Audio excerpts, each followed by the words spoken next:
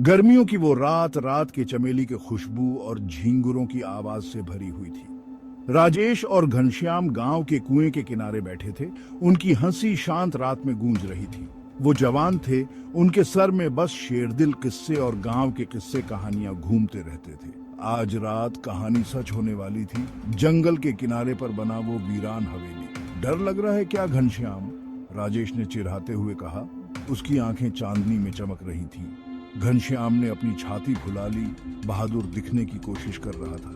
बिल्कुल नहीं, ये बस एक पुराना घर है। लेकिन उसकी आवाज कांप रही थी। उसकी बनावटी बहादुरी को झुठला रही थी। जब से लोगों को याद था, तब से हवेली खाली थी। अजीब घटनाओं और बेचैन आत्माओं की फुसफुसाहट उससे मकड़ी के जाले की तरह चिपकी हुई थी। राजेश कुएं से कूद के उसकी परछाई चांदनी में लंबी होती जा रही थी। तो चलो चल के देखते हैं कहानियां सच हैं या नहीं।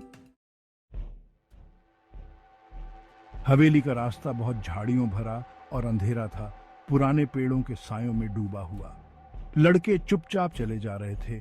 हर कदम एक अजीब से डर और बढ़ती बेचैनी से भरा हुआ था। वो जितने करीब पहुंच रहे थे, सन्नाटा उतना ही गहरा होता जा रहा था। झींगुरों की आवाज धीमी हो गई। उसकी जगह एक भारी घुटन भरा सन्नाटा छा गया। हवेली उनके सामने दिखाई दी, चांदनी वाले आसमान के सामने एक डरावनी परछाई की तरह। उसका कभी भव्य रहा चेहरा अब जर्जर और टूटा हुआ था। खिड़कियां खाली आंखों की तरह बाहर देख रही थी। हवा काफी ठंडी हो गई, जिससे घनश्याम की रीढ़ की हड्डी में सिहरन दौड़ गई। राजेश ने हिम्मत दिखाते हुए जंग लगे लोहे के दरवाजों की तरफ बढ़ा। जब उसने उन्हें धक्का देकर खोला तो उनके कब्जे कराह उठे, जैसे कोई दर्द भरी चीख हो। आंगन जंगली पौधों से भरा हुआ था। एक समय का खूबसूरत बगीचा अब खंडहर में तब्दील हो चुका था। बीच में एक टूटा हुआ फव्वारा था। उसका रुका हुआ पानी टूटे हुए शीशे की तरह पीले चांद को दर्शा रहा था। जैसे ही वे हवेली के अंदर दाखिल हुए, हवा भारी हो गई, सड़ांध और किसी और चीज की गंध से भरी हुई। कुछ ऐसी चीज जिससे घनश्याम की पीठ पर डर के मारे रोंगटे खड़े हो गए। अंदर का अंधेरा उन पर हावी होता जा रहा था, घुटन भरा और घना। क्या तुम्हें वो गंध आई? घनश्याम ने फुसफुसाते हुए कहा। उसकी आवाज घबराहट से भरी हुई थी।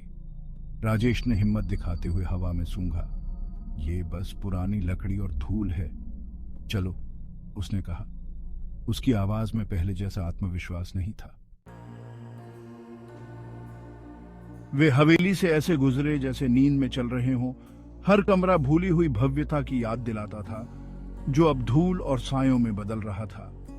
हवा में अतीत का भार था, एक ऐसी खामोशी जो अनदेखी ऊर्जा से गूंज रही थी। अचानक हवा के एक झोंके ने दीवार पर लगे एक कपाट को पटक दिया। आवाज सन्नाटे में चीख की तरह गूंज उठी। घनश्याम उछल पड़ा। उसका दिल उसकी पसलियों से टकराने लगा। क्या तुमने वो आवाज सुनी? उसने फुसफुसाते हुए कहा। उसकी आंखें कमरे में इधर उधर भाग रही थीं, परछाइयों को खोज रही थीं। ये बस हवा है, राजेश ने कहा, लेकिन उसकी आवाज में तनाव था। उसने भी माहौल में बदलाव महसूस किया, बेचैनी का अचानक एहसास जो हवा से कोई लेना देना नहीं था। वे भव्य सीढ़ियों के ऊपर पहुंचे। हर कदम के साथ हवा ठंडी होती जा रही थी। दालान के अंत में एक कमरे से एक हल्की सी रोशनी टिमटिमा रही थी। वो क्या है? घनश्याम ने फुसफुसाते हुए कहा। उसकी डर से भरी आंखें रोशनी पर टिकी हुई थीं। राजेश के सीने में उत्सुकता और डर के बीच जंग छिड़ी हुई थी। उसने रोशनी की ओर एक हिचकिचाता हुआ कदम बढ़ाया। चलो देखते हैं, उसने कहा। उसकी आवाज मुश्किल से फुसफुसाहट बन पाई। जैसे ही वे कमरे के पास पहुंचे, टिमटिमाती रोशनी एक मोमबत्ती की लौ में बदल गई। उसकी लौ हवा में नाच रही थी। दरवाजा चरमराता हुआ खुल गया, जैसे उन्हें अंदर बुला रहा हो। वो कमरा एक स्टडी रूम था। उसकी दीवारों पर किताबों की अलमारियां लगी हुई थीं। हवा में फफूंदी और सड़न की गंध फैली हुई थी। लेकिन ये मेज पर बैठा हुआ पुतला था, जिससे उनके खून सूख गए। एक अकेला पुतला सफेद चादर में लिपटा हुआ, टिमटिमाती मोमबत्ती की रोशनी में गतिहीन बैठा था। उसका सिर झुका हुआ था, जिससे उसका चेहरा ढका हुआ था। लेकिन उसमें से गहरी उदासी और अकेलेपन की भावना निकल रही थी, जो उन्हें हड्डी तक कंपा रही थी। एक पल के लिए दोनों में से किसी ने भी सांस लेने की हिम्मत नहीं की। वे जमे हुए खड़े थे, एक अनदेखे आतंक की चपेट में आ गए थे, जिसने उन्हें बंदी बना लिया था। फिर धीरे धीरे पुतले ने अपना सिर उठाया। पुतले का चेहरा परछाई से ढका हुआ था, लेकिन चांदनी की हल्की सी झलक उसकी आंखों में पड़ गई। अंधेरे के दो खोखले गड्ढे जो सीधे उनकी आत्माओं में झांक रहे थे। एक फुसफुसाहट पतली और कर्कश सन्नाटा तोड़ती हुई हवा से ही आती हुई प्रतीत होती है। चले जाओ। फुसफुसाहट गूंज उठी, एक प्राचीन दुहक से भरी हुई, जिसने उन्हें हड्डी तक कंपा दिया। इस जगह को छोड़ दो और कभी वापस मत आना। दहशत ने उनके पैरों को गति दी। उन्हें 2 बार बताने की जरूरत नहीं थी। वे मुड़े, जिस रास्ते से आए थे उसी रास्ते वापस भागे। उनका डर उन्हें आगे बढ़ा रहा था। पुतले की उदास फुसफुसाहट उनके पीछे पीछे आई। जब तक वे कमरे से भाग नहीं गए, तब तक अंधेरे में गूंजती रही। जब तक वे हवेली से बहुत दूर नहीं पहुंच गए, वे दौड़ना बंद नहीं करते थे।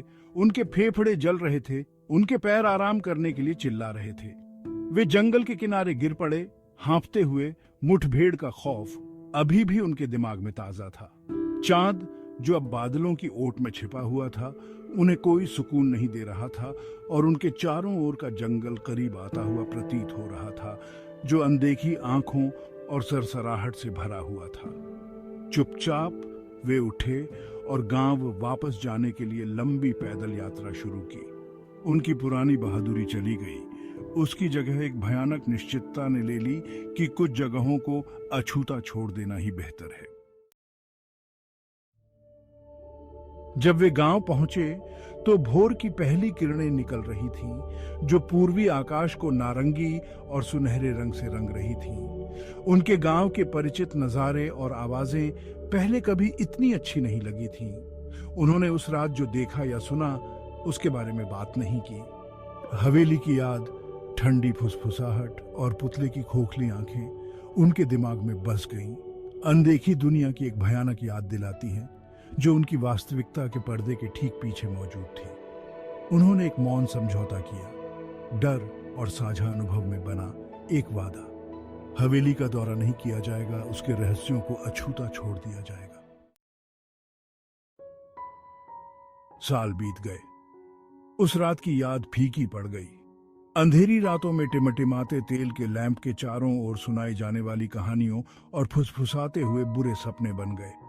लेकिन डर, वह कच्चा आदिम डर जिसने उस रात उन्हें जकड़ लिया था, एक अमिट छाप छोड़ गया। उनकी आत्माओं पर एक निशान छोड़ गया। राजेश और घनश्याम बड़े हुए, समझदार हुए, लेकिन जंगल के किनारे पर बनी हवेली एक मौन प्रहरी बनी रही, जो उनकी दुनिया के किनारे पर दुबके हुए अनदेखे ताकतों का प्रमाण थी। एक भयानक याद दिलाती है कि कुछ दरवाजों को बंद ही रहने देना बेहतर है।